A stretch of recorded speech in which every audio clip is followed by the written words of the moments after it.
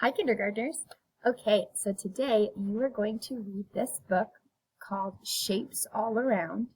You're going to click on the red McGraw-Hill button in your HSD2 portal, click on the Wonders Grade K, and then this Assignments button, and you're going to open this assignment, Shapes All Around. Now it's a book, and normally I read this book to you, but I feel like this book, I want you to listen to it a couple times. Sometimes when you get books about complicated things like the names of shapes, it's helpful to go at your own speed.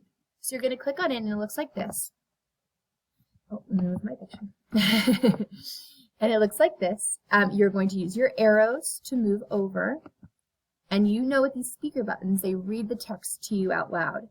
Now, I want you to listen to the text at least twice so that you can really remember what you read.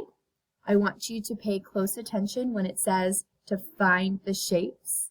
I want you to pay close attention and find the shapes and do what it asks you to do. If by the end of this book you know all about circles, squares, rectangles, and triangles, that is awesome.